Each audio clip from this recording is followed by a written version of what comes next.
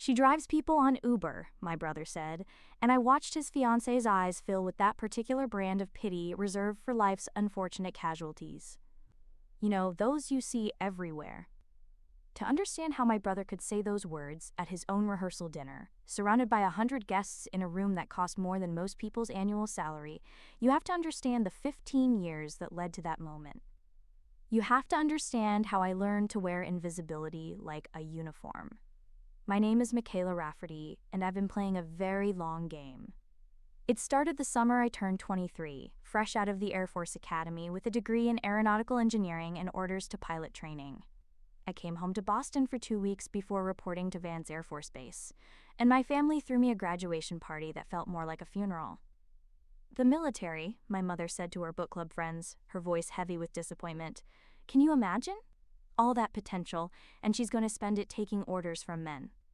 My brother Trevor was 25 then, already working at father's investment firm, already engaged to Cassandra, a woman whose family owned half of Cape Cod. He pulled me aside that night, champagne in hand, concern etched across his face like he was about to deliver a terminal diagnosis. It's not too late, he said. Father can make some calls, get you into the firm. You'd start at the bottom, obviously, but at least you'd have a future. I have a future, Trevor. Mickey. He only called me Mickey when he was trying to be brotherly. You're gonna be what, a glorified bus driver? Flying cargo planes to nowhere? I smiled at him, the smile I'd perfected over years of being underestimated. Something like that. It's a waste, you know that, right?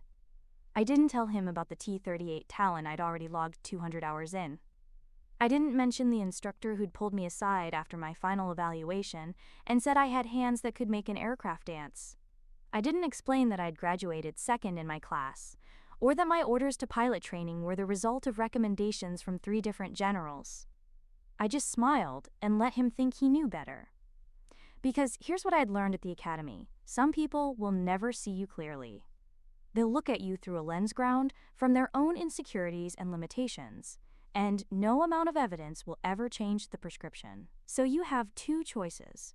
Exhaust yourself trying to make them see, or use their blindness to your advantage. I chose the latter. Over the next 15 years, I flew everything the Air Force put in front of me, C-17s first, hauling cargo across the Pacific.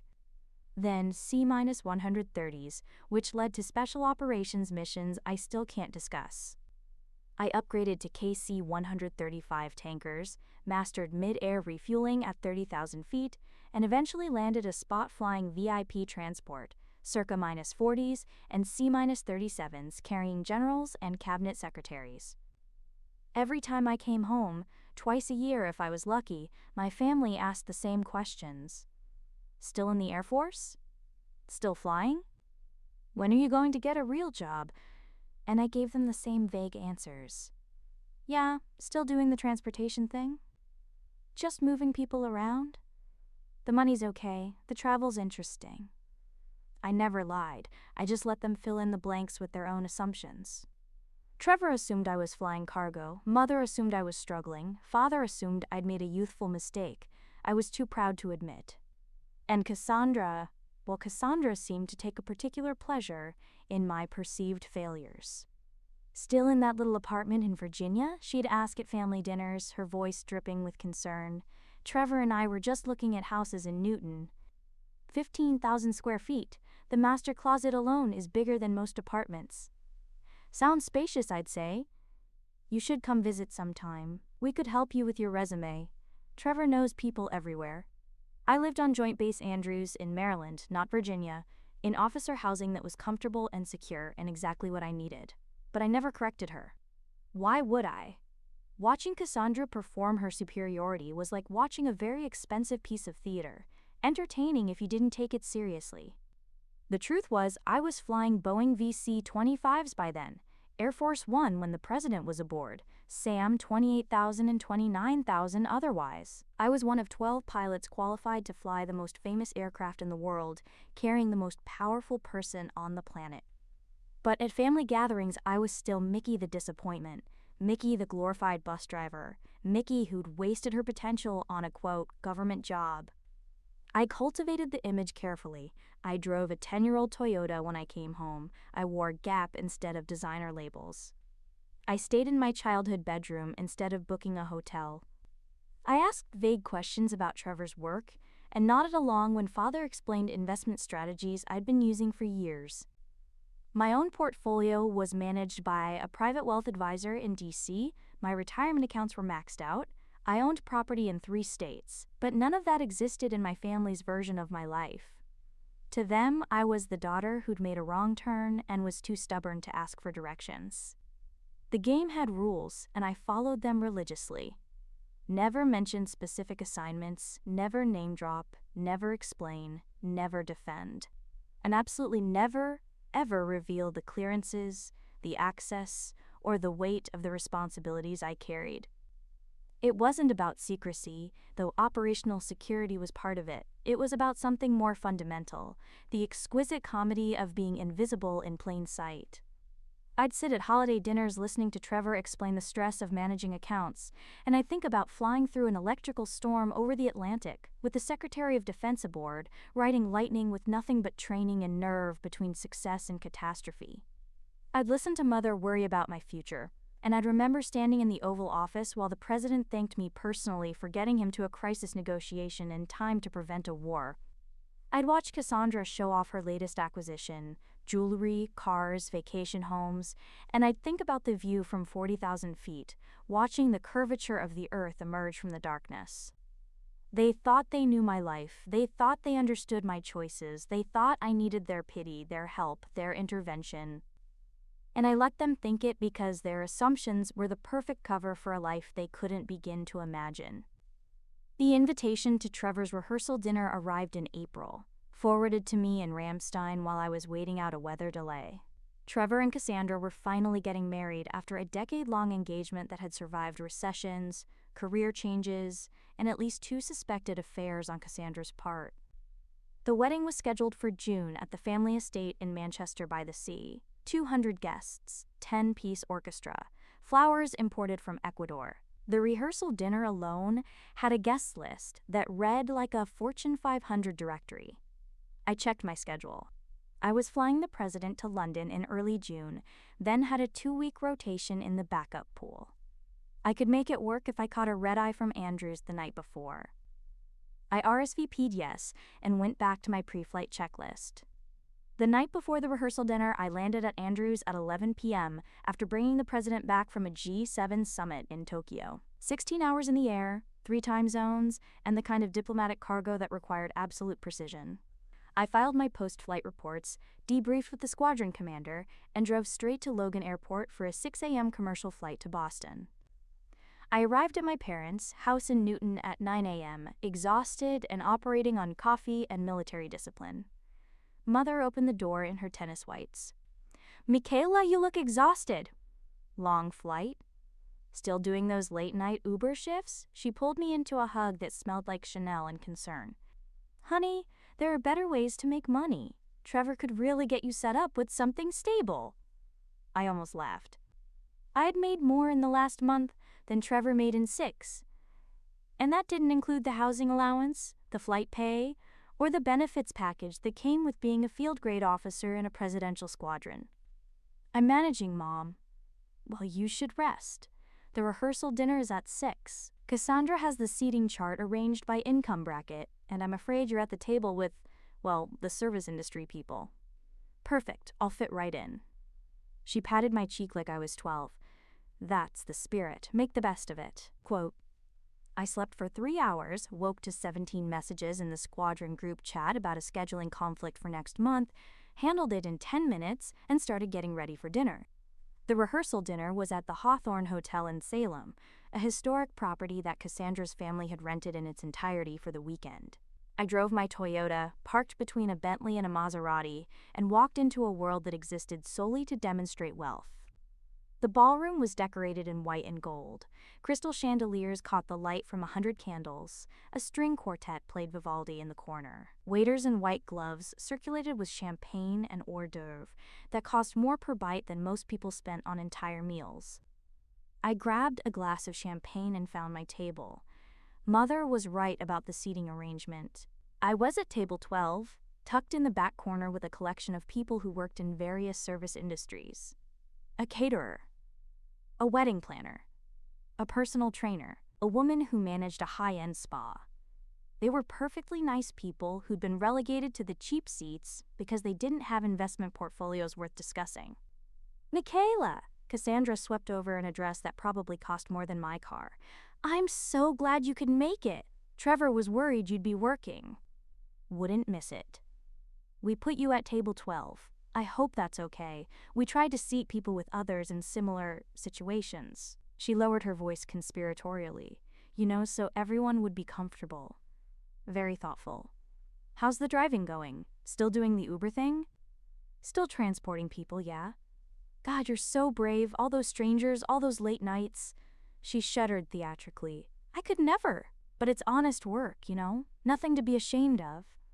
I'm not ashamed.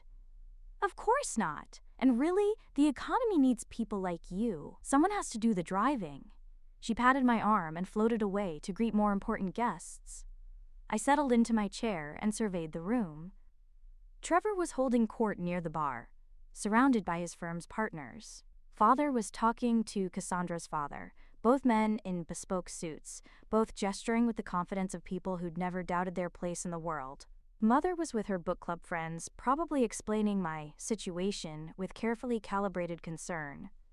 The wedding planner next to me leaned over. First time at one of these? These? Old money weddings, they're always like this. Everyone's sorted by net worth like produce at Whole Foods. I laughed. I grew up with this. Yeah? You don't seem like, she gestured vaguely at the room. Like what? Like them, she said it kindly. You seem normal. I'll take that as a compliment. Dinner was served, 5 courses, each paired with a different wine. I ate and made small talk and watched my family perform their roles. Trevor, the successful son. Cassandra, the perfect bride. Mother and father, the proud parents. And me, the cautionary tale, the daughter who'd chosen wrong. After the main course, Cassandra's father stood for a toast. He talked about family, about legacy, about the importance of marrying well and building a life that mattered. He talked about Trevor's success, about Cassandra's accomplishments, about the bright future ahead of them. He didn't mention me. Why would he? I was at table 12, practically invisible. Then came the moment I'd been simultaneously dreading and anticipating. Cassandra's aunt, a woman named Deandra, who'd made her fortune in commercial real estate, stood and suggested they go around the room having people introduce themselves and share their professions. It's important to know who's in the room, she announced. You never know who might be a valuable connection. It started at table 1, CEOs, venture capitalists, surgeons, lawyers. Each introduction met with polite applause and knowing nods. By table 7, the crowd had grown less impressive but still respectable. Marketing directors, senior managers, a few successful entrepreneurs. Table 12 came last. The caterer went first. I run Elegant Affairs Catering. We've done events for the governor. Polite applause. The wedding planner. I'm with Premier Events Boston. We coordinate high-end weddings and corporate functions. More applause.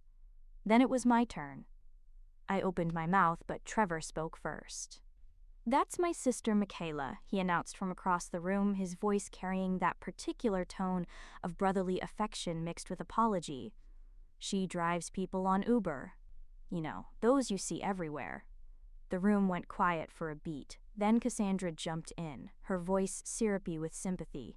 In all weather, poor thing. Laughter rippled through the crowd. Not mean exactly, but the kind of laughter that comes from discomfort mixed with relief that you're not the one being pitied. I felt the other people at my table shift uncomfortably.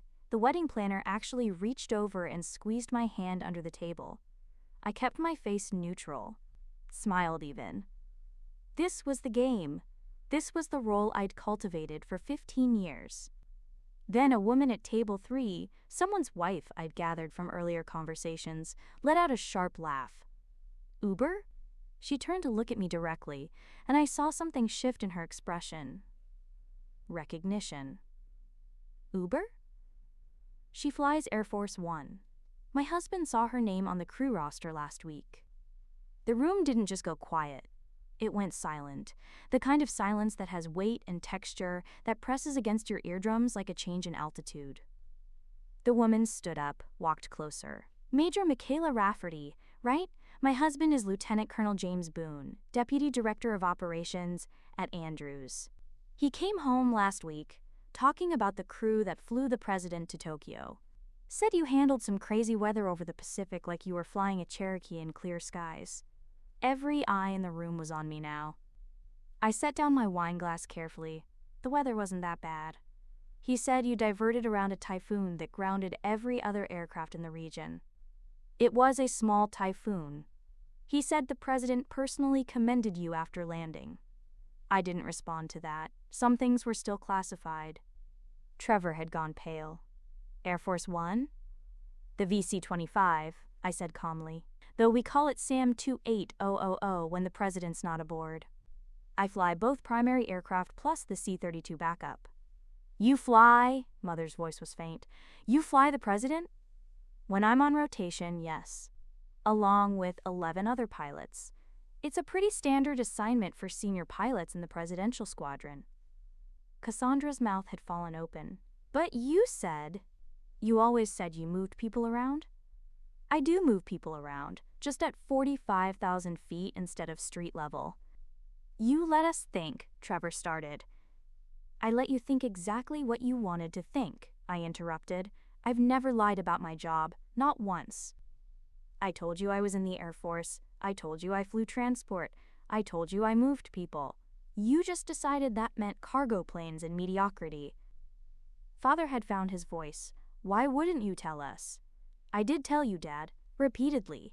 For 15 years, you just didn't listen. Lieutenant Colonel Boone's wife, I still didn't know her first name, was grinning.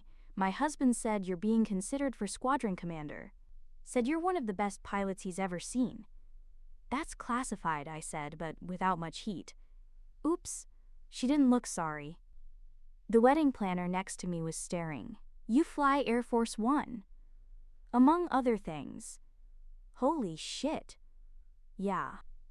Cassandra had recovered enough to attempt damage control. Well, that's wonderful, Michaela. We just had no idea. You're always so modest. I prefer the term operationally secure. But why let us think? Because it was interesting, I said simply, watching all of you perform your little superiority dance. Watching Trevor explain investment strategies I've been using for a decade. Watching Dad lecture me about career choices while I held security clearances he couldn't even apply for. Watching you, Cassandra, pity my lifestyle while I made more in a month than most people at this dinner make in a year. The silence had teeth now. It was like being undercover, I continued. Except, instead of infiltrating enemy territory, I was just sitting at Thanksgiving dinner listening to my own family explain my life to me. Trevor finally found words. That's fucked up, Mickey. Is it? More fucked up than announcing to a room full of strangers that your sister drives Uber? More fucked up than seating me with the service industry people like I'm an embarrassment to the family? No one had an answer for that. Lieutenant Colonel Boone's wife was still smiling. I'm Libby, by the way, and I am so sorry for outing you, but watching their faces right now is absolutely worth whatever security violation I just committed. I couldn't help it. I laughed. I'll have my commander call your husband. Please do. James will love this story. Deandra, the real estate aunt, cleared her throat. Well, this is unexpected. Major Rafferty, I apologize if we seemed dismissive. You didn't seem dismissive. You were dismissive. There's a difference. Yes. Well, she sat down abruptly. I looked at Trevor, really looked at him. I'm happy for you, I mean that. You and Cassandra are getting married, you have successful careers, you're building a life you're proud of, that's great. But, he said quietly, but maybe next time, before you explain someone else's life to a room full of people, you make sure you actually know what that life is. I stood up, picked up my champagne. I'm going to get some air, congratulations on the wedding. I walked out of the ballroom into the hotel's garden terrace. The night air was cool, carrying the smell of salt from the ocean a few miles away. I could hear the muted sounds of the string quartet through the windows. My phone buzzed. A text from Libby Boone, "You're my hero. Also, James wants to know if you can fly him home from Andrews next month. He's terrified of commercial pilots now." I smiled and typed back, "Tell him to file a request through his CO, and thank you for the excellent timing. Anytime. Your family needed that wake-up call." I stood there for a few minutes, watching the stars appear in the darkening sky. Somewhere out there, Sam 28,000 was probably being prepped for the next mission. Somewhere, another pilot was running through checklists, checking weather reports, preparing to carry the weight of a nation in an aluminum tube, hurtling through the stratosphere. Tomorrow, I'd fly back to Andrews. Next week, I'd be in the rotation again. Next month, I might be flying the president to negotiate a peace treaty or visit troops overseas or any of 100 other missions that would never make it into my family's understanding of my life. But tonight, for the first time in 15 years, they knew. The door opened behind me. Trevor stepped out, hands in his pockets, looking more uncertain than I'd ever seen him. "I'm sorry," he said. "Which part are you sorry for?" "All of it? The Uber thing, the assumptions, the way we've treated you." He sat on the stone wall beside me. "I genuinely didn't know, Mickey. You never said." "I said plenty. You just didn't listen." "Why didn't you force us to listen?" I considered the question. "Because you wouldn't have believed me anyway. And because proving myself to you wasn't my job. My job was flying the aircraft. Everything else was just noise." "Air Force One," he said quietly. "Jesus Christ." "It's a plane, Trevor. A really big, really important plane with a lot of security protocols and some very high-stakes passengers, but still just a plane. Do you ever get scared?" "Every single flight. Fear keeps you sharp." We sat in silence for a moment. "For what it's worth," Trevor said finally, "I'm proud of you. I should have said that years ago, but I'm saying it now. Thanks. Can we start over? Like, actually know each other instead of whatever we've been doing?" I thought about it, about the years of mockery and dismissal and condescension, about the game I'd played and the invisibility I'd worn and the satisfaction of this moment. "Maybe," I said, "but it starts with you actually wanting to know who I am. Not who you think I should be. Deal?" We shook hands like we were negotiating a treaty, which, in a way, we were. Inside, the dinner was breaking up. People were gathering their things, heading out, probably texting everyone they knew about the Uber driver, who turned out to fly Air Force One. I'd be the story of the wedding, the unexpected revelation, the sister who'd been underestimated for 15 years. I could live with that. Because here's what I'd learned in 15 years of playing the game. Being underestimated is only a weakness if you believe what they believe about you. If you know your own worth, if you're secure in your own capabilities, then their assumptions become your advantage. I'd let my family think I was small so they'd never see me coming. And when the moment finally arrived, when the truth couldn't be hidden anymore, it wasn't because I'd chosen to reveal it. It was because the universe has a sense of humor, and sometimes the best reversals are the ones you never saw coming. I flew back to Andrews the next morning. The wedding went off without a hitch the following weekend. Trevor and Cassandra got married under clear skies, and I sat in the second row instead of the back corner. Mother introduced me to everyone as my daughter, the Air Force pilot. Father asked intelligent questions about my career for the first time in 15 years. And Cassandra apologized, genuinely, for every dismissive comment she'd ever made. I accepted the apologies, answered the questions, smiled for the photos. But I didn't stop driving the Toyota, didn't start dressing in designer labels, didn't change the fundamental way I moved through the world. Because the greatest lesson I'd learned wasn't about my family finally seeing me clearly.